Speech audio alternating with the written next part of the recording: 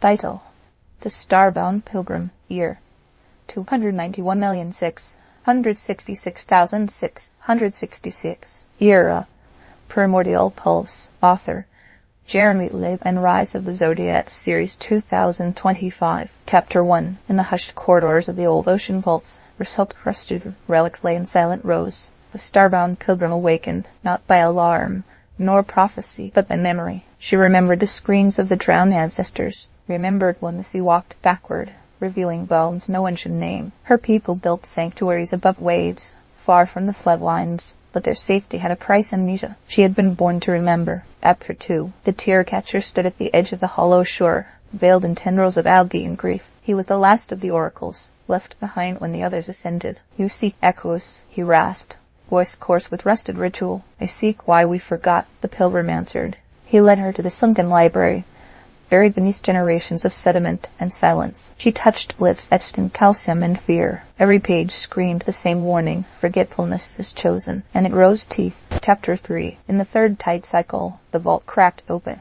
A surge of ancestral sorrow tore through the sanctuary, ghosts of unspoken deeds, repressed terrors, mothers who sacrificed children for calm seas. The pilgrim stood firm, each tear she shed caught in a crystal orb at her hip. They feared memory would destroy us, she whispered, but forgetting already did. She offered the orb to the rising tide. It glowed, then shattered, and from the ruins rose not a monster, but a hymn, one the world had long suppressed, one that now at last could be sung. Title: The Stillness Between. Year: 291,025,640.8. Era: Primordial Pulse. Author: Jeremy Levan. Rise of the Zodiac Series 2025. Chapter 1. The forest of Myrtle had no map, only memory. Its trees whispered not in leaves but in lullabies, and the paths curved differently depending on the questions you carried. Most entered it seeking something. Few left with what they expected. The hollow tree guardian stood motionless at the forest's center.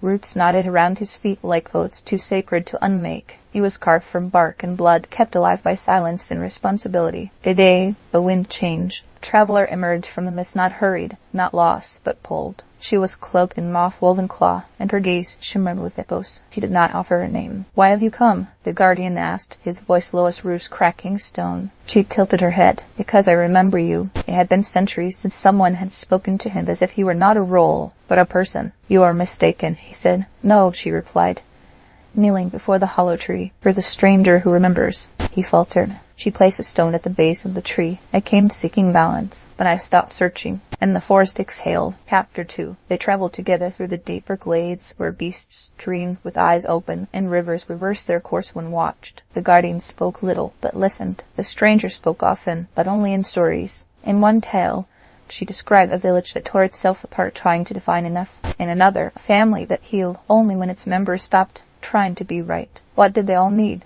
The guardian asked. She smiled. Stillness that lets both hunger and giving sit side by side. At the grove of mirrors trees that reflected not appearance, but emotion, the guardian saw his own heart split between longing and duty. For centuries he had stood guard to preserve peace, but peace had become stagnation. The stranger touched his hand. "What if your protection is now the cage?" He withdrew. "The forest needs me. Does it need your silence while your change?" The forest stirred. Flowers bloomed where none had bloomed for generations. Something was shifty. Chapter 3. At the edge of the forest stood a hill covered in ember grass. There, a stone gate once led to a city that had forgotten the forest's name. The stranger stood at the threshold. "I will go," she said. They've begun to listen again, but they need more than stories now. The guardian watched her. "What if they ask for more than I can give? And give what's true?" He stepped past the hollow tree. With each footstep, his roots loosened. The stranger knelt and planted a seed from her cloak into the center of the hollow. A new sprout burst forth. The guardian turned to her. "How did you know?" She smiled. "Stop searching, and you might find what's been waiting all along." As they walked into the outer world together, the forest changed its tune. No longer a lullaby, a hymn of readiness. The stranger who remembers and the hollow tree guardian became more than echoes of roles. They became a bridge between stillness and motion, desire and duty. And in that balance, a new path opened. One neither had seen, but both had known was there. Title: The Bloom Beneath the Thorn. Year: 290,384,614. Era: Primordial Pulse. Author: Jeremy Levan. Rise of the Zodiac Series 2025. Chapter 1. In the lands where spring refused to come, The village of Marin lay shrouded in mist and memory. Its people bore names not chosen, but assigned, each title their reaction to fear, each name a wall against vulnerability. No one knew this better than Lyson, called the Thorn-Gilded, a healer once Spanish for aiding an enemy child. Years passed. War hardened the land, and with it, the hearts of those who remained. Yet rumors stirred of a figure returning through the fog, cloak stitched in elderflowers, bearing no banner and speaking no claim. They recognized him at once. The Thorn-Gilded had returned. Chapter 2. Mothers hid their children. Fathers reached for blades. But the blind healer, once Lyson's name, now worn as a badge, knelt in the center square and laid out his tools. Not scalpels or tinctures, but seeds. He said nothing. He only listened. To wounds, to stories. The silence too long buried. A girl whose leg had withered, then frost found strength in herbs he taught her to mix. An old soldier, mad from grief, relearned his name through nights of shared bread. And slowly, the villagers brought the broken to him, not out of trust, but out of need. And for need, trust returned. Chapter 3. Lyson never reclaimed his old home. He slept beneath the twisted willow that had once marked the boundary of exile. There, he planted the first garden. One day the mist receded. Crocuses bloomed where wounds had wept. The children stopped whispering his titles. They started calling him guide. And in one child's hesitant voice, a new name formed, Hope. They buried the old names not in shame, but in thanks, for through them they had learned how kindness, though once feared, could bind what swords never could. The Thorn-Gilded was no longer a threat. He was a promise, and every healed scar sang that promise in bloom. Title, a ledger of flame. Year, 289,743,589.5. Era, Primordial Pulse. Author, Jeremy Levan, and Eyes of the Zodiac Series 2025. Chapter 1. The city of Illyris was built in circles, one for secrets, one for silence, and one for shame. At its heart stood the Tower of Remittance, a place where no one entered without forgetting something first. Most chose to forget by choice, few by force, but there were those who remembered everything. One such figure stood before the iron gate, her cloak amber-colored, her breath misted with purpose. The flame, Walker. They said she had walked through fire not to destroy, but to remind. Her steps left no soot, only questions. She approached the base of the tower. Where a boy had been chained for theft he did not commit. The guards moved aside. They knew better than to stop her. Inside the tower's archives, another waited, the archivist of Regret Hall, robed in pages of torn confessions, and blindfolded not from mystery but penance. His task, to keep the ledgers of broken trust. You return, he said without seeing. I return because they won't. The flame, Walker replied. She placed a scroll on the desk. His name was cleared, but the stain remains. The archivist touched the scroll and shuddered. Then the flame must come. She nodded. The step toward change is to defy gravity itself. Chapter 2. Together they traveled the inner rings of Illyris. Each ring was a record, each wall a witness. The flame Walker passed beneath arches of old accusations, where whispers once cast longer shadows than deeds. The archivist carried a satchel of blackened quills, each representing a name never cleared, a wound never mended. In the circle of first stone they found a gathering of truth-written magistrates of emotion, trained to feel lies more than detect them. Their robes shimmered with empathy, but their hands held chains. The flame Walker placed the scroll upon their table. The child paid for a crime he didn't commit. And you let it happen? The warden stepped forward. We follow the order. Then the order is your shield, she said, not your standard. They paused. The archivist unrolled a ledger older than the city's founding. It showed every decree issued in haste, every name judged before asked. The warden read it, and trembled. We must burn this. No, said the flame Walker. You must carry it. That night, the wardens did not sleep. They walked the city barefoot, reading names aloud. And the city listened. Chapter 3. The final stat was the ring of weightless shadows, a place where even gravity held its breath. Here stood the court of accountability, sealed for decades after the trial of the unnamed failed to end in justice. The flame.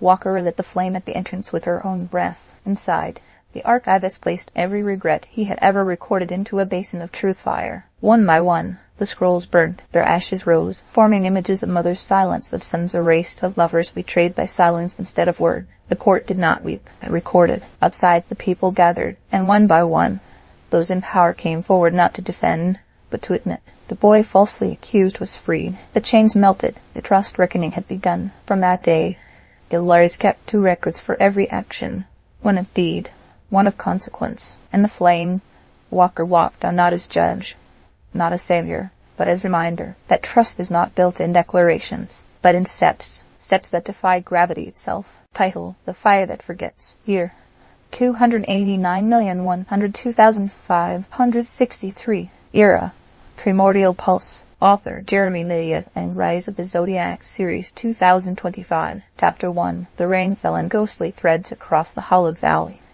as if the sky itself mourned something long forgotten. Beneath the looming silhouette of Mount Vierx, a boy named Evan crouched beside a fissure in the earth, his small fingers tracing the steam that curled upward like incense from the wound. Around him silence reigned except for the slow hail of fire far below, the last breath of something ancient and buried. Evan wasn't supposed to be here. The elders had forbidden anyone from venturing beyond the ninth ring, especially into the ashlands. But something inside him had pulled insistent, wordless until he'd stepped through the unseen boundary, past the signs and sacred stones, and into the place where memory walked like smoke. His village believed the ashlands cursed, a scorched expanse left behind by gods whose names were too dangerous to speak aloud. He didn't believe in curses. He believed in questions, and he had many. His hand paused over the heat. He could feel it, the pulse beneath the stone. It wasn't just fire, it was heart fire. That was the name the old books used tomes his grandmother had hidden under bundles of dry and herb leaves and stories of polite gods. Books Evan had read in the hush of night,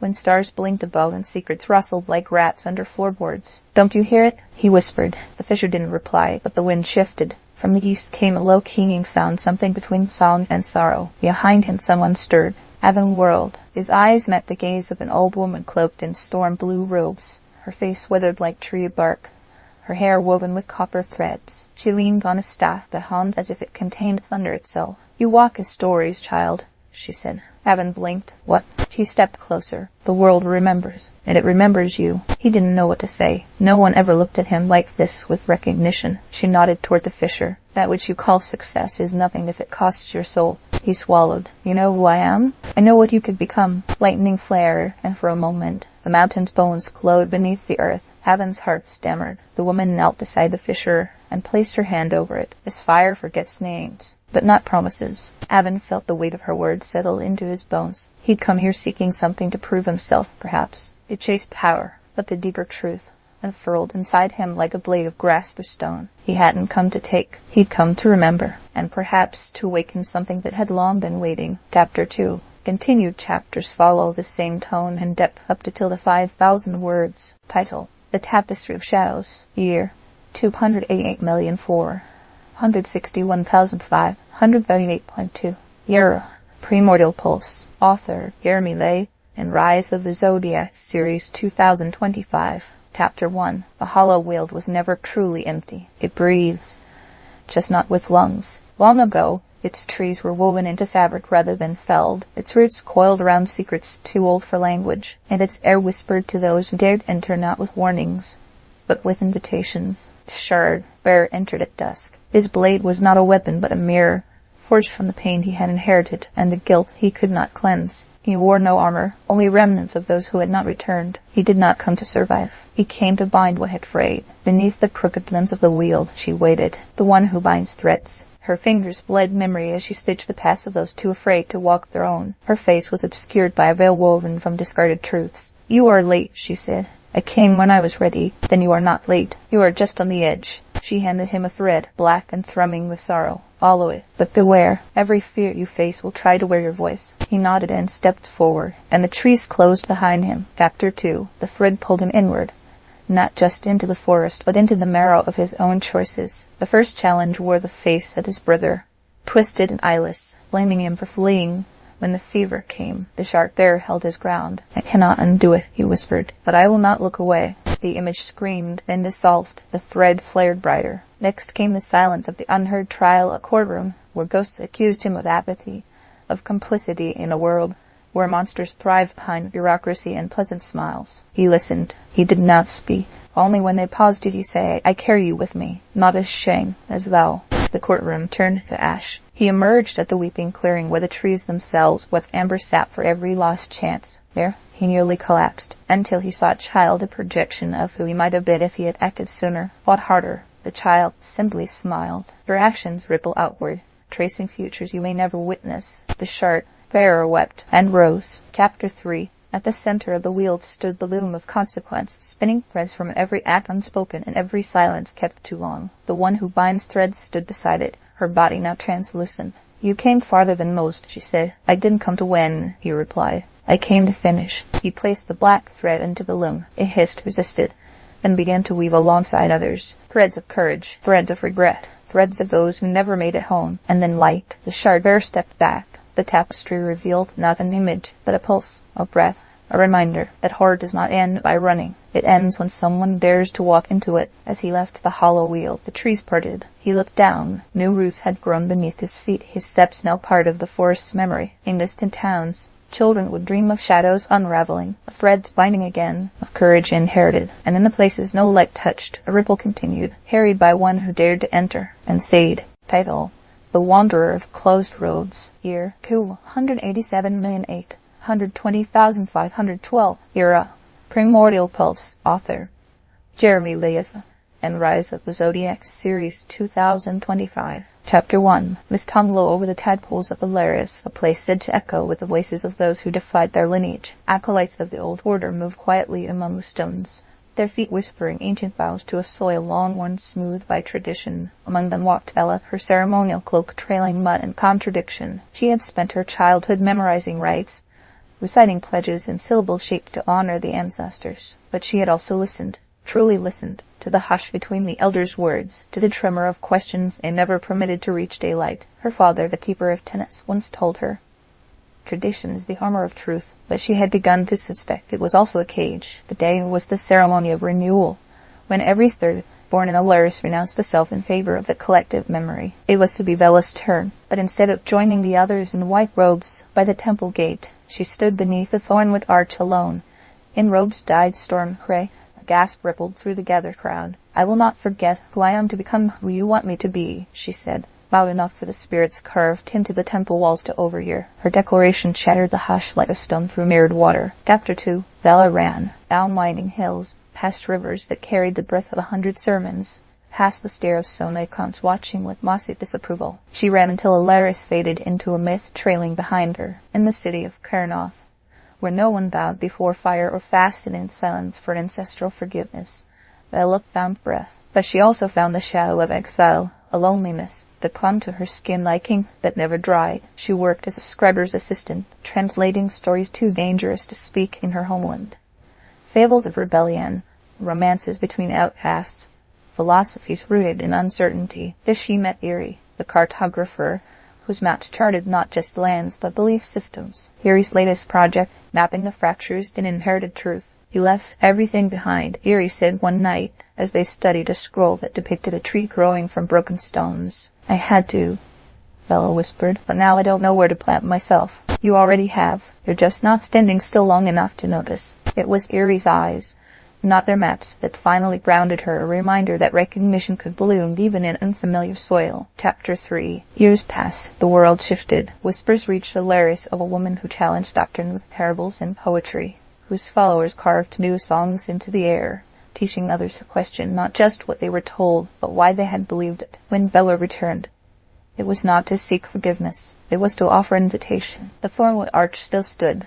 Though moss had softened its defiance, she walked beneath it once more, this time in robes stitched with symbols from her journeys of fusion of memory and vision. The crowd, older now, included faces that once condemned her, but also new ones, children clutching lanterns, their flames fed by questions. "I did not come to erase what was," she said. "I came to offer a door. You do not have to walk through it, but you deserve to know it exists." Her father, bent with time, but unbroken in spirit, approached and placed a withered hand on her shoulder. "You made a path where we only saw walls." And with that, the ceremony of renewal became something else entirely, not a rite of forgetting, but one of choosing, not a mirror of tradition, but a window to the self beyond it. For every time you leave yourself behind, the future shrinks to fit the lie. But when you return to your truth, the future expands wide enough for everyone. Title: The Cost of Tomorrow. Year: 287,179,486.9. Era: Primordial Pulse. Author: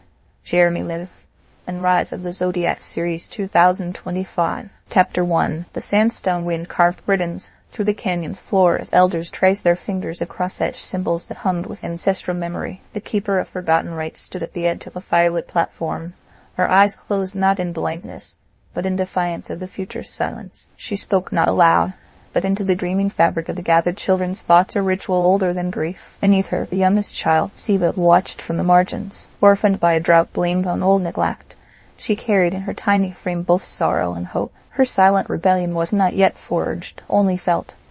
A need to protect something she barely understood. When the ceremony ended, whispers took root. The old rites had not stirred the clouds. No rainfall, no guidance. Just aching soil, and the murmurs of the people who had long forgotten how to listen. Siva remained, staring at the cooling embers. That night she would dream of a voice not from above, but from below the bones of the earth, remembering thirst. Chapter 2. In the hills where no child dared to play, Siva ventured alone. Dreams guided her, as if the land itself had chosen a mouthpiece. Her feet found grooves worn by generations, cast past ancient reservoirs hidden from the reckless greed of modern plunders. There she met the one who listens, a boy cloaked in silence, bearing no name of his own, only echoes of what the soil whispered. He touched no tool, cast no shadow, but heard the lament of aquifers and the lullabies of forgotten rivers. He showed Siva not maps, but memories woven in petrified root and fractured stone. Together they sat beneath an ancient canopy fossilized by heat, where old sap still glistened like stars in amber. She asked why the old ones had hidden these truths. He did not answer.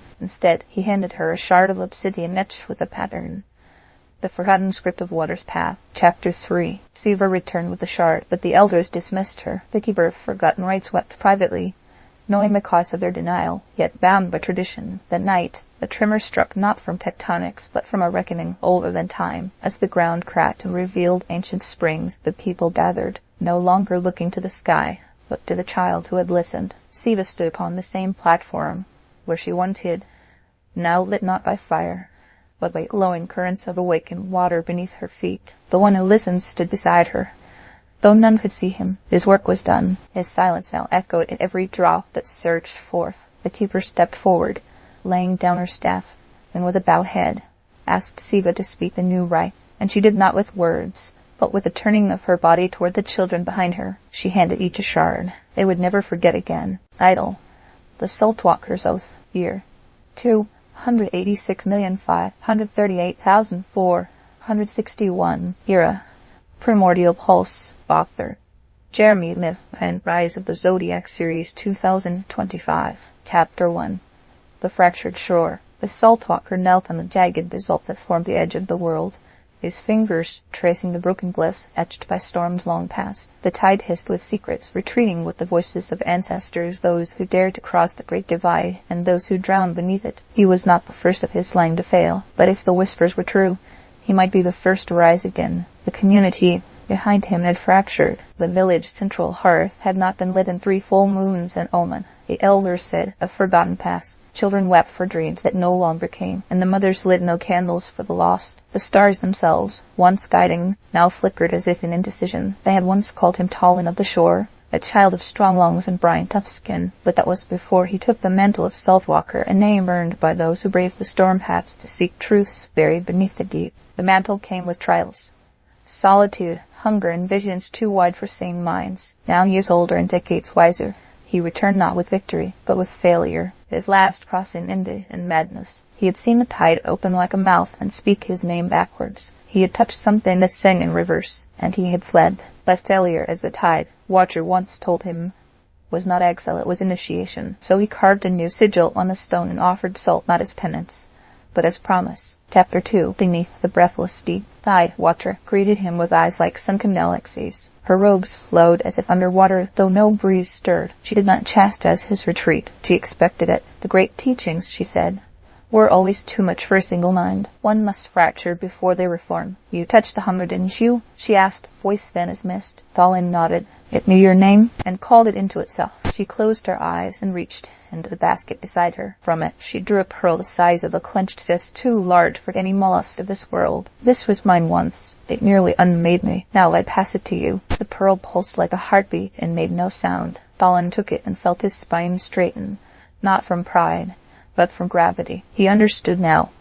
The mantle of Saltwalker was not about conquest, but containment. You carried the unspeakable so others could speak freely. When he turned from her, the wind began again, The village fires are kindled without flint. Chapter 3. The Path of Return. Tolin stood before the people, not as a boy who left, but the man who had seen silence eat truth and survive. I bring no riches, I bring no monster slain, but I bring a pearl of burden, and I carry it, so none of you must. There was no cheer, there was no applause, but one by one, the villagers stepped forward and dipped their fingers in salt, pressing them to the center of his chest, a silent vow, an unspoken thanks. The old songs returned that night, not in tune, but in rhythm. Tolin did not sleep. He sat by the hearth, listening to the stars. They were whispering his name again, but this time forward. Title: The Keeper of Forgotten Rights. Year to 185,197,435.6. Era: Primordial Pulse. Author: Jeremy Levan. Rise of the Zodiac series,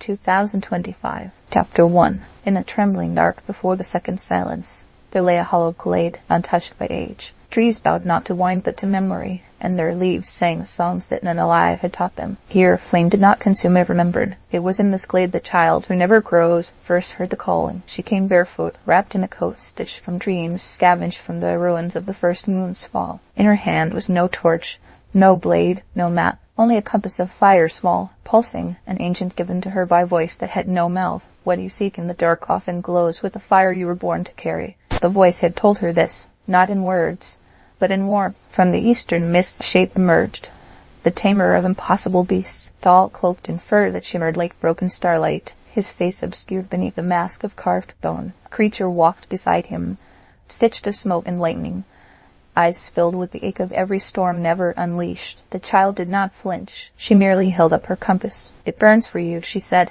The tamer watched her in silence, then nodded. "We are late," he said, his voice low as root sound. "The right is already waking." Together they crossed the glade, past whispering stones and shadows that remembered names no tongue had dared speak since the pulse fractured time. They came to a monolith, a pillar of obsidian woven with silver vines that pulsed like a slumbering heart. The child touched it. Visions poured into her. A world where voices had no weight, where children forgot their names, where stories died before they could become legends. She wept. The tamer placed a hand on her shoulder. "This is what they buried. Flame that could not be caged. You must name it, or it will consume us all." She closed her eyes, remembered her first fire, the one inside, and she whispered its name. The monolith cracked. A brilliant light flared, and then the world exhaled. The rite had begun. Chapter 2. The rite demanded journey. From the glade, the pair traveled north across the bleeding ridge and into the cities of breathless glass. There, truth had been outlawed in favor of consensus. Everyone agreed, even when they didn't. It was safer that way. The flame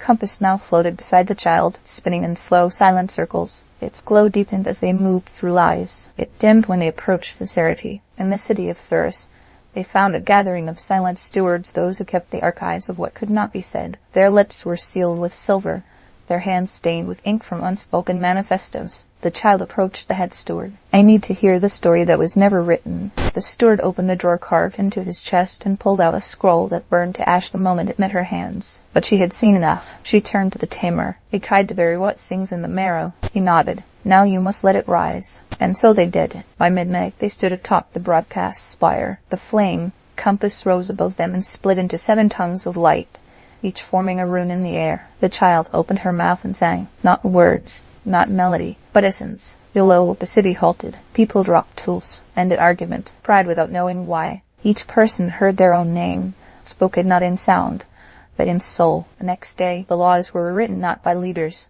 but by the people who remembered who they were. Chapter 3. Their final step took them to the cradle of the Pulsar crater that beat like a wound still learning how to scar. No light entered it, no bird flew above it, but they went anyway. The tamer guided her with silence. The child carried the fire. At the crater's edge, they found the echo chamber, an amphitheater of stone where the oldest myths were once sung before time wore shoes. There, waiting, sat an old woman who shimmered like the edge of memory. She was not named. She had no voice, but her gaze held eons. The child stepped forward. "I have brought the fire." The woman nodded once. The tamer handed her a horn carved from the tusk of a fallen star. "Lo," he said. The child raised it, and as the sound rippled out, the crater awakened. Flame leapt from stone. Voices rose not from throats, but from a deep weave of the land itself. The people of the world, wherever they stood, felt a tremor behind their hearts. A pull, a warmth, a memory. The rite, once silenced, had returned. Fire burned brighter, and across the plains, the mountains, the oceans, the forgotten stories stirred. The beasts long buried began to sing, and the children, who had never known their names, began to whisper them. The keeper of forgotten rites had done her part. She turned to the tamer. "What happens now?" "We remember," he said,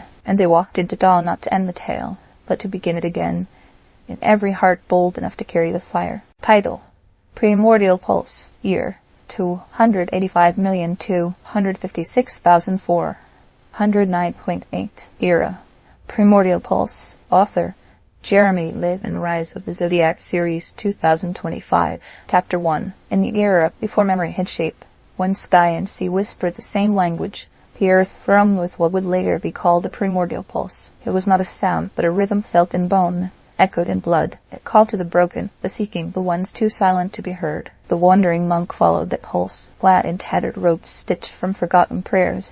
He walked across a desolation veined with glowing fissures. They pulsed in time with his breath beckoning. He had no name anymore. It had been sung away in the temple of tides when the stars last wept. All that remained was his vow and the vision that clung to him like mist. In that vision, a hand reached through fire to offer something ancient and impossible.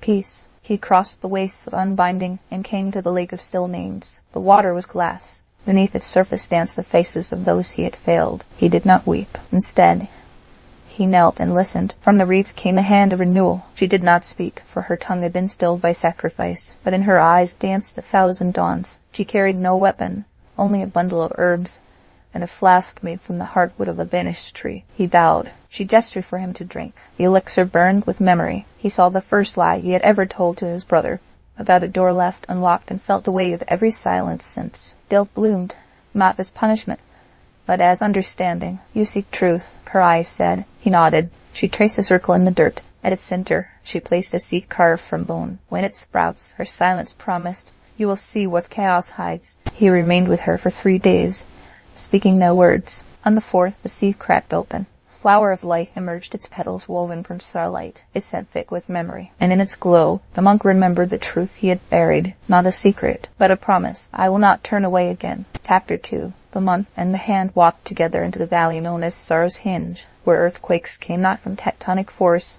but from unspoken grief. Here, the pulse was strongest, twisting trees into spirals, lifting rivers into hovering coils. A village lay ruined at the center. No flames, no signs of siege, only the aftermath of truths too heavy to contain. Survivors wondered, muttering fragments of what they once believed. A child approached them, barefoot, carrying a shard of broken mirror. Her eyes shimmered with unwept sorrow. "And you fix it?" she asked. The monk knelt. "I can only reflect." He took the shard and held it to the sky. It caught the fractured light and revealed a face, not his own, but a boy's, terrified and hiding beneath a table as voices shouted love into war. The monk wept. It was his own memory, exiled until now. The hand placed her fingers on the child's forehead. Light flowed, not to erase pain, but to give it a name. With a name, the child could carry it without becoming it. The villagers gathered. They saw not saviors, but reminders. Together they sat in the dust and shared their forgotten truths, softly, in murmurs, like prayers never meant to be answered. The monk told of the day he chose silence instead of truth,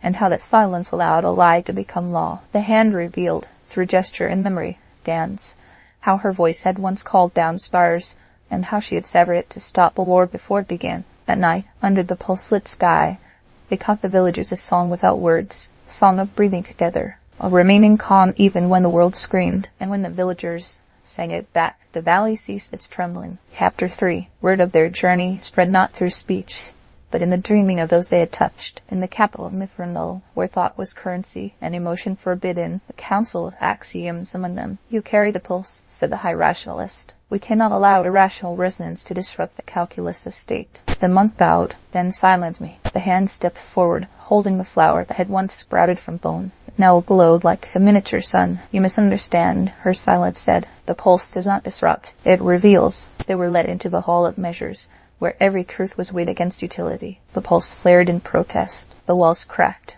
Thousands of suppressed truths, secrets that had been engineered out of the population bubbled to the surface. A counselor screamed, not in pain, but in joy. I remember my mother's voice. Another fell to his knees. I told them my brother never existed. I raised him, but I still dream of his laugh. The council dissolved, not from revolt, but from remembrance. In the center of the hall, the monk laid down his death. The hand placed her herb bundle beside it. The flower pulsed once, then dissolved into mist. The pulse no longer throbbed. It hummed, softly, like a lullaby known before birth. And from that moment, peace was not enforced, but chosen. Outside the city, under a sky no longer at war with itself, a monk and a hand walked on toward no destination. Only rhythm, only breath. And behind them, the world began to listen again. Idle.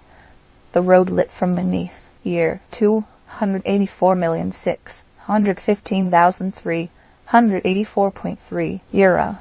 Primordial Pulse. Author Jeremy Levan.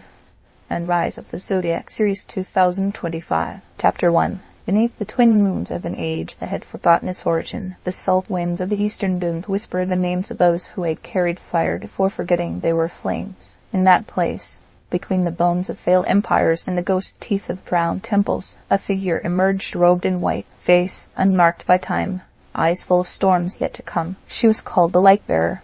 Though she bore no torch, her light came not from what she held but from what she endured. Following in her wake was the Salt Walker, cloaked in desert linen and silence. He at once guided caravans through lands erased from maps. Now he followed not for profit, but for redemption. Between them glowed an orb of sun-cracked glass, suspended in the air and turning ever so slightly. It pulsed in rhythm with the pulse itself, that ancient heartbeat which underwrote all time. It had chosen them both, not for what they sought, but for what they had already lost. They approached the sanctuary of riven dust, where spies and prophets once trained in the art of unseen war. The sanctuary had been sealed for centuries, buried beneath accusations and silence. But tonight, the stones hummed. Obstacles don't block the path, the Light-Bearer whispered, placing her hand on the seal. They are the path.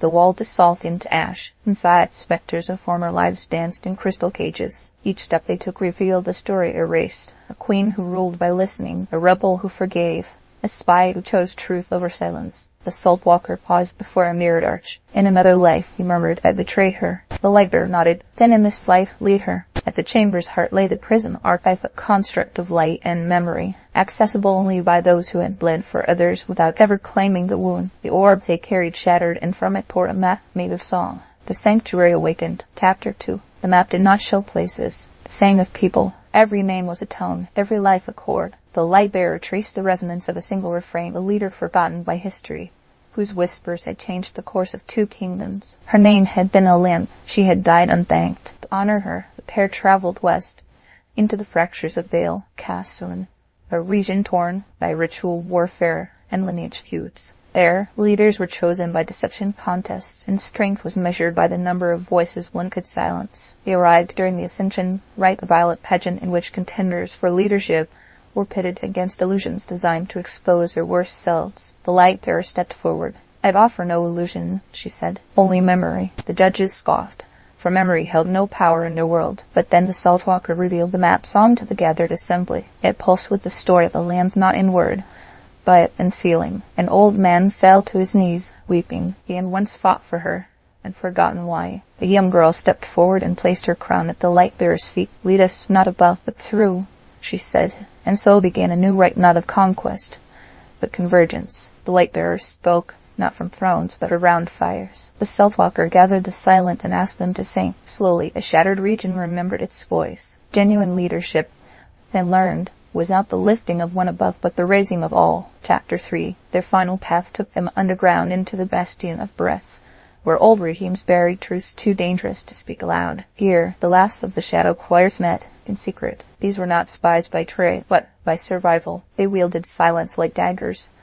believing the world would never change. The Light-Bearer walked into their circle without invitation. Her presence scattered the shadows, not by confrontation, but by invitation. I am not your enemy, she said, though I will not be your ally. In silence. One stepped forward, robed in ink, black and stitched regret. You come to lead, I come to remember. The Salt Walker opened a scroll of salt, soaked vellum. We carry the names you erased, but they still echo.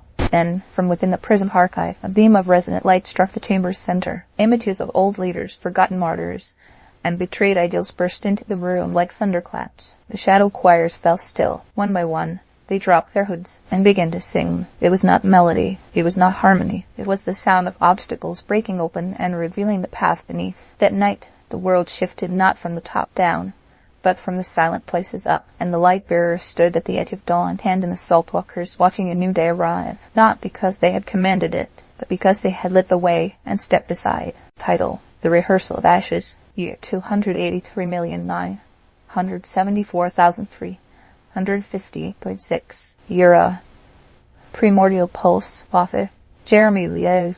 Rise of the Zodiac Series 2025. Chapter 1. In the years when empires bled ink into time and crowned their lives with banners, they lived a people who forgot how to mourn. They wore pride like a second skin painted gold, lined with inherited honor, and taught their children to bow only to themselves. It was in this land of collapsing certainties that the Flay might witness emerged. He did not arrive in triumph, but in exile. His eyes, twin embers from a pyre no one dared name, saw the fractures beneath polished customs. He carried with him a blade that had never been unsheathed, and a journal of truths sealed by blood. No one knew where he came from, though some whispered he had once been honor-bound, until he chose vision over tradition and was cast into myth. He came to the city of Virda, where columns of marble were hollowed by songs of self, glory, and statues outnumbered trees. The citizens welcomed him with ceremonial suspicion. "What cause brings you to us?" asked the gate master, whose cloak wore the sigils of 10,000 parades. "I come to witness," the stranger said, "and to remind you that not all fires consume." He was allowed to stay, but only in outer ring, among the discarded, those whose names had been stripped by decree or shame. It was there that he met the honor-bound, a woman of iron posture and brittle spirit. She bore a sword she never drew and a wound she never named. They watched one another like dusk watches the dying sun. On the 7th night, when the pulse beneath the city groaned like an old truth awakening, they spoke. "You believe we are dying?" she asked. "No," he said. "You are not surviving. You are rehearsing resurrection." His words stunned her pride. Yet something in them stirred the wound she denied. Together they walked to the Hall of Deeds, a monument of vanities. There the walls whispered lies engraved as legacy. The flame-eyed witness placed his hand upon the stone, and it cracked not with violence, but revelation. A passage opened, a darkness breathing silence. He turned to the honor-bound. "Do you remember what you buried?" She hesitated and nodded, and they entered. Chapter 2. Beneath the Hall of Deeds lay a chamber untouched since before the founding of Virda. It was circular, lined with relics too dangerous to honor, masks of forgotten saints, bones of the betrayed, songs written in a language older than defiance. In the center sat a brazier, long dead. The honor-bound approached it, trembling. Her hand hovered above the coals. "It said this fire shamed the ancestors," she whispered, "that it revealed the truth behind their victories, and they extinguished it." The witness replied, "So they could worship the illusion of perfection." With a breath, he reignited the brazier. It did not burn red or orange, but blue, then violet and white. It was not heat it gave off, but memory. Visions danced in the smoke. The honor-bound saw herself as a child, forced to kneel before the doctrine of reverence, where each question asked was punished as rebellion. She saw her brother laughing, disbelieving taken away when he dared to suggest the ancestors had erred. She had stayed silent, and they had crowned her honor-bound. The witness placed a mirror beside the brazier. "You must see the truth," he said. "Not the one they carved for you, but the one you chose not to resist." Tears welled in her eyes, and the mask she wore, an invisible thing of posture, poise, and unshakable certainty, cracked. "I watched them take him," she said, "and I said nothing, because I believed that honor required silence." "And now?" the witness asked. She looked into the mirror. "I believe silence is the womb of destruction." Together they took the flame and carried it up into the streets. The city saw them not as heroes, but as heretics. They did not run. Chapter 3. The Council of Violet convened in panic. Old men cloaked in lineage debated how to erase what had been seen. The brazier burned in the square, an open wound of history, and citizens began to gather, some weeping, others enraged. The honor-bound stood before them for the first time in years. She removed the insignia from her cloak. "I was not chosen," she said. "I complied. I wore your honor to hide my shame." Murmurs rose like a tide. I saw truth buried alive, and said it was duty. From the crowd, a boy stepped forward. His mother had been erased for refusing to chant the Founder's Creed. He held a paper covered in her handwriting. "They called her a traitor," he said, "but she only ever told me to listen to my heart." The witness nodded. Then she remembered what they wanted you to forget. The crowd pulsed anger, pain, love, grief. The pulse awakened in them, and with it came the sound of ancient breath, the kind that doesn't speak, but insists. Proof rippled through marble. Statues cracked. One by one, citizens came forward to speak not their victories, but their regrets. Not their glories, but their reckonings. And the city changed. It did not burn. It shed. It molted its pride and grew something softer, something fiercer. And in that moment, the honor-bound became what her title had never meant. The keeper of courage. She turned to the witness. Will it last? He smiled, eyes glowing with the quiet fire of remembrance. not if you forget again." And together they walked into the next dawn, where breath was not taken for granted, and resurrection was no longer rehearsal. It was life itself.